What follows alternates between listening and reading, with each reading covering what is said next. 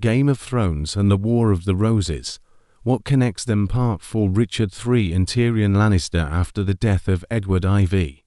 The clashes between the Lancasters and the Yorks resumed. In 1483, the throne was occupied by Richard III, to whom Shakespeare dedicated the eponymous chronicle play.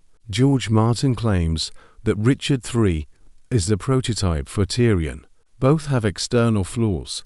Tyrion was a dwarf with mismatched eyes. He later also gets a large scar on his face and loses part of his nose, while Richard, according to Thomas More, was small in stature, poorly built, with a hump on his back, his left shoulder much higher than the right, unpleasant in appearance. It is reported as a certain truth that the Duchess, his mother, suffered so much from him during childbirth that she could not be delivered without the help of a knife, and he came into the world feet first. As we remember, Tyrion was also blamed for the fact that because of him, the mother could not give birth for a long time and eventually died. Richard possessed diplomatic talent and charisma, and was also able to prove himself as an outstanding military commander. In Shakespeare, Richard is eloquent and brave, but unprincipled, evil, and ugly. He kills without hesitation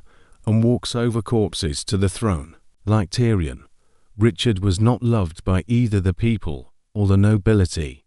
He was called a hunchback and a monster. After the death of the disgraced king, his reputation was finally trampled on by Shakespeare, who essentially directly accused Richard of murdering the princes in the Tower, and Tyrion also became the main suspect in the sudden death of Joffrey. Richard III never shrank from participating in battle and was killed right on the battlefield.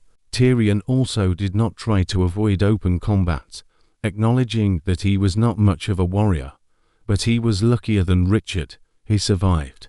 Henry Tudor and Jon Snow. Jon Snow is a bastard who, it would seem, has no rights to the throne, but turns out to be the grandson of the Mad King Targaryen, and Henry V, an inconspicuous young man who has almost no rights to the throne, after the death of Richard in the battle, becomes the only remaining claimant to the throne, because the Lancasters and the Yorks had destroyed each other even before Henry's intervention. The end of the War of the Roses was ultimately brought about by whom? That's right, the bastard, Henry from the House of Tudors, who defeated Richard I's army in the Battle of Bosworth and seized the throne not by right of inheritance, but by right of conquest.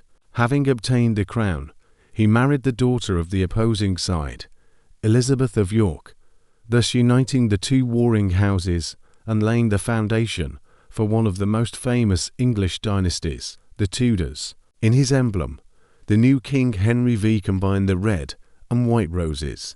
Continued in the next part. If you enjoy our videos, please subscribe to the channel, like, and leave a comment if you'd like.